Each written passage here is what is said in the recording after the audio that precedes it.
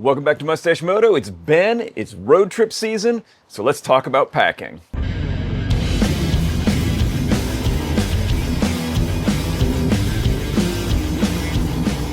So I'm all packed up for a 10-day road trip. I'm going to go hit some of the best motorcycle rides on the East Coast.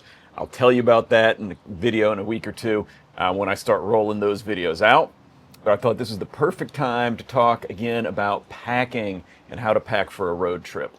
I'm going to break this down into like kind of two sections. The first, we're going to talk about philosophy of packing and what you pack and where you pack it, how you pack it.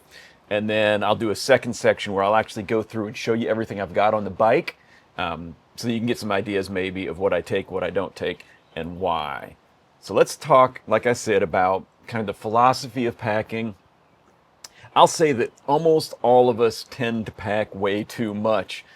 Even I do it, and that's even with a lot of experience and really being cognizant about not taking things that I don't need or really want on the trip with me. It's kind of human nature, and you tend to fill up any space you have available on the bike. You know, you pack as much as you can, and you're only leaving stuff if you run out of space. So that's bad for a couple of reasons. One, extra weight on the bike makes it handle worse. We all know that. Two, things move around and take up more space as the trip goes on. You know, things might not get back in the right position. Your rain gear isn't going to be rolled up quite as neatly and as tight as when you leave. So if you don't have any extra space when you leave, it's going to be really hard along the way to repack your bike in the morning or in the evening, and you're just not going to have the space to do it. And then you also don't have the option of picking anything up along the way if you want a souvenir. So don't overpack. One thing you can do is kind of set out everything you think you're going to need and then start paring it away. So we all have this fear of, needing something and not having it. Well, the majority of our road trips, they're going to be within an hour or two of civilization, right? I mean, there's a Walmart or a Dollar General or, a Goodwill or a Kroger or whatever that we can stop at. We don't need to bring food for the entire trip. If we forget something, or maybe we didn't expect the weather to get quite as cold, we can swing by a Goodwill and pick up clothes, or we can, go by Kroger and pick up food for the next day. So really think about what you could just pick up if you needed it. Obviously medications, personal medications, prescriptions, things like that.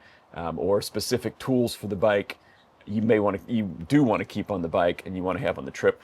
Or if you're really doing, I think even most BDRs are going to be pretty close to civilization. But if you're planning on something, I don't know, out in Utah where you're going to be hundreds of miles away from life, then that's a little different, and you want to be a little bit more cognizant of not forgetting anything that you're going to need along the way.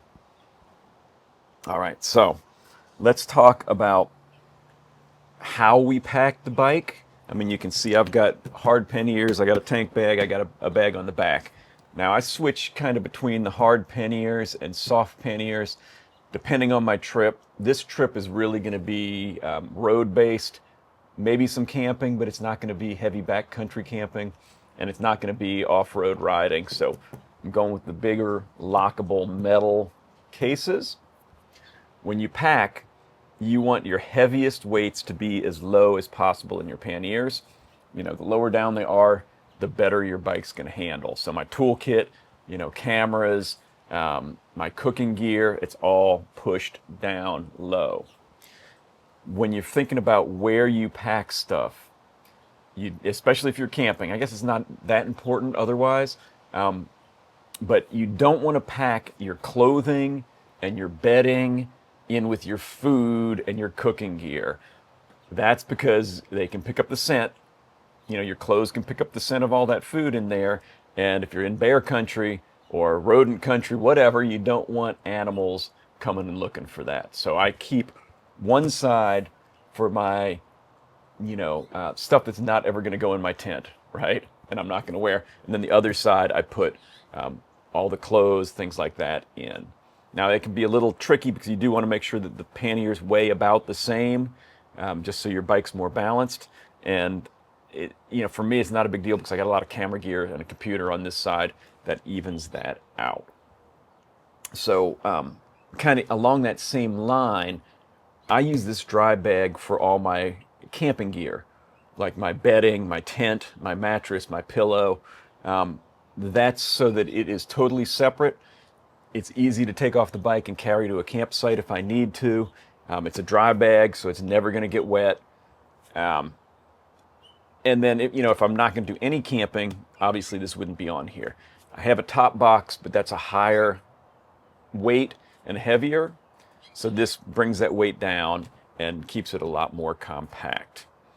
Then I also have, as we're talking about where we put things, let me back that up a little bit and say, think about what you might need quickly on the bike. Things like tools, you're probably not going to need them very often, hopefully, so they can be buried in your pannier. Things like your rain gear, you want to know exactly where it is and you want it up high and quick to grab. I keep it on my other side, on my left side, rolled up in a dry bag to keep it separate from everything else, and it's right on top. That way, if a storm comes up, I can grab it and go.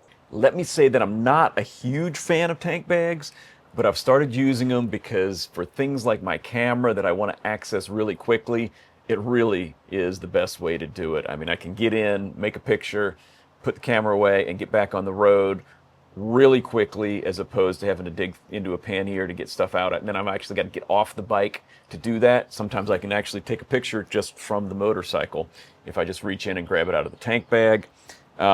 This is a Wild Heart. I haven't used this yet. It's a little bigger than the Riggs Gear one I had before, but that one was awful tight, just with one mirrorless camera and lens. And then I also keep a DJI Pocket 3 in here and some mics and batteries and things like that. So the extra space I think is going to be helpful. We'll see if I feel like it gets in the way or not. I will mention too that it's waterproof, 100% waterproof, as is the bag on the back. And that's huge for me because, the non-waterproof tank bags, you got to have a cover, like a shower cap that goes over it to keep it dry.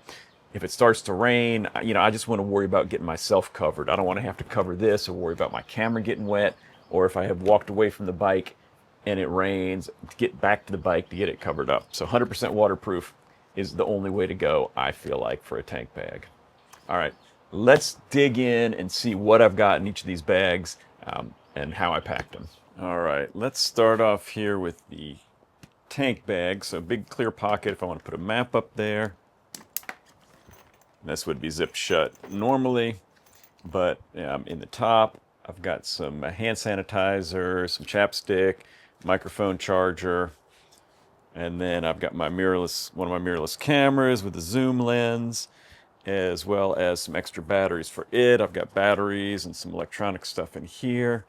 This is the case for the Pocket 3 video camera that I'm currently using, as well as some extra charge cables.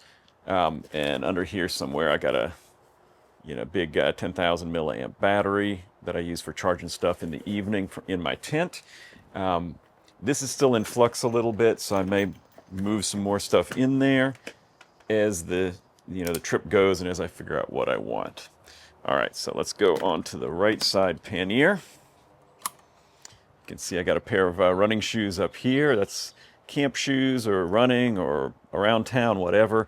These will be the only shoes I have other than the motorcycle boots that I'm wearing. All right, in here we've got my MacBook Pro, which is a big 16-inch, heavy, takes up a lot of space, but I definitely need that for making the videos. And it's in a 2.5-gallon Ziploc bag, just in case there were to be any leak at all. I've got a long telephoto zoom lens here that's in a padded pouch. Here is my rain gear. I'll link a video that shows the things that I always keep on the motorcycle. Rain gear is one of them, and I talk about all of that, so I'll link that video above. You can see here I've got paper maps of everywhere I'm going to go. This is a bubble wrap mailer, good for insulation. If you pick up a steak or something, frozen food or something, instead of having a cooler, you can put it in there. This is my drone, the drone controller, the drone batteries, as well as it's got all my extra computer cords in here, hard drive, things like that. Let's see if I can unzip this with one hand. And let's switch this so I can use my right hand. Pull this out a little bit. This one's in. It's slippery. There we go. The other thing in here is I've got a ruggedized Android phone that has preloaded offline maps of everywhere I'm going to go. That way, if I were to lose my phone or whatever, have no service, I can use that. You can see how much extra space there is in here. All this was empty, right? Here's a camp towel, and underneath it is a puffy, small puffy. I can use that underneath my motorcycle jacket. I can use that, wherever, inside when I'm tent camping. I can use whatever. Keep me warm. A lot of warmth to that. Here is all my clothes. I'll pull that out and go through that in a minute, because I don't take a whole ton of clothes. All right, we're going to come over to the other side here. Okay, we've got a plate. Look, I've got these bungees set up in here so I can kind of keep stuff more organized. So plate to eat off of, a couple of can koozies that I can use if I pick up a can of beer or something at a store and want to keep it cold for the evening. A little pan for cooking. Tripod, which you probably won't have. And then, let's see, set that aside for a second. Got my Micro Duelist cooking pot. Inside of that is the stove. Inside of that is also the fuel, as well as some spices and oil and things like that. This is my kind of kitchen accessories. You see, as I mentioned, I got these stuff in pouches to keep it a little more organized. Lighter, forks, knives, paper towels, foil, that sort of thing. My toiletries. This is my food, also in a dry bag that keeps it all together, and I could hang that from a tree if I needed to. And then below we've got toolkit, air pump, and another bag of things that always stay on the bike. I'll link that video above, just so you can see it, as well as I got an extra bottle of water here. So, up here is my camping gear. Take that down. I'm going to take this off and go through it, as well as the kind of camp essentials that I keep here, just so you have a better idea what those are. But as you can see, it's not a ton of stuff. You know, it's a fair amount, but it's not overwhelming. It's not overflowing, although it is kind of now because I took everything out. But there's plenty of space for everything. Let me show you what's inside these other ones real quick. All right. So this is kind of my general camping supplies pouch that comes with me all the time if I'm going to camp. I've got like a water bladder that I can fill up in the evening. I've got another rag. This one is good for wiping and drying the tent. This is for dirty stuff. Cord for a clothesline. Shovel in case I need to poo. Headlamp. Bug spray. Clothespins, hand warmers, a carabiner, water purifier. It's a SteriPen. It's a UV one. It's awesome. Okay, I mentioned, you can have some luxuries. I take a couple of luxuries. One of them is a candle lantern. I love this. Having that little warm candlelight in the evening if you don't have a fire really is just really cool. I really enjoy that. This has paper towels, hand sanitizer, things like that. Some extra charge cords, toilet paper, alcohol for cleaning my hands with, a compass thrown in there, who knows. Oh, and I've got some 100-pound strength cord for hanging things or repairs or whatever I might need.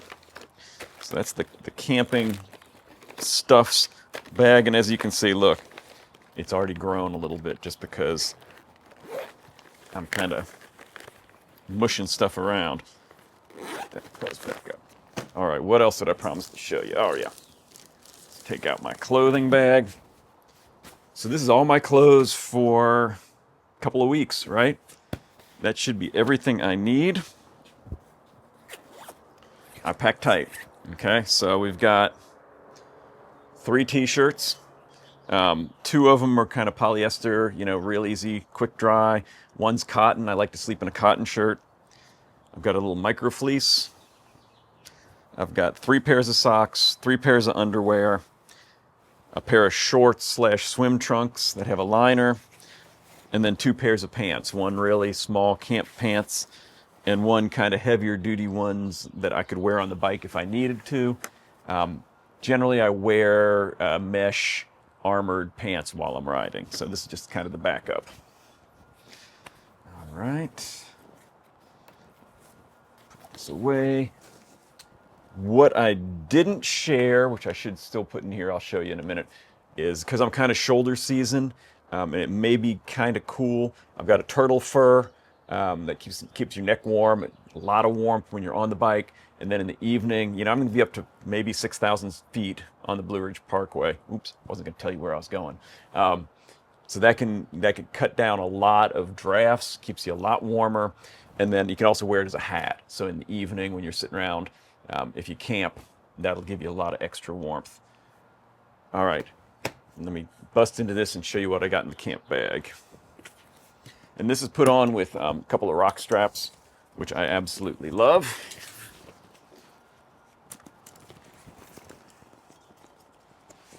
All right, another luxury, camp pillow. Love this thing. It's a Thermarest inflatable camping mattress, 3 inches thick. I've also got an inflator in here, electric one. Let's see. Okay, nature hike, cloud up, 2-person tent. Had been using a 1-person tent. If you end up stuck in the tent because of rain or you need to bring your gear in, the 1-person just wasn't big enough. So 2-person should be perfect. It's only 4 pounds, packed small, but enough room for my gear in there, and it's freestanding, which is important in case, some of these campsites can be real rocky and hard to put a stake in. And then I've got my other luxury, folding camp chair. I use that a lot when I'm camping. And then a sleeping bag. This one's a 0 degree overkill for where I'm going. Down. I may switch that out to a lighter one. I almost forgot 2 of my favorite things. This is a bicycle water bottle holder, a Zeffel, that fits perfectly on the crash bars. And then I've got an insulated 24-ounce Camelback, so I've got cold water to drink as I'm riding. That's fantastic. And then look, I added a helmet lock onto the crash bar. That way I can lock up my helmet if I'm going into lunch or whatever. I'm sure that could be broken with a small pry bar, but it's going to keep any pilfering from happening. People don't generally mess with the bike, but I think that's pretty cool, and that'll be helpful to have on the bike. That was like $8 or $10 or something from Amazon. I'll put a link to all this stuff below in case you want any of it. All right. That's everything. Hopefully that's not overwhelming. Adjust as you feel necessary, but remember, take less. The less you take, the better. If I wasn't camping, a whole bunch of this stuff would be gone. I wouldn't need the thing on the back. I wouldn't need nearly as much in the panniers, maybe even switch to smaller panniers. But I'm bringing everything for camping, so I can have that option if I want it. All right, get out there and ride.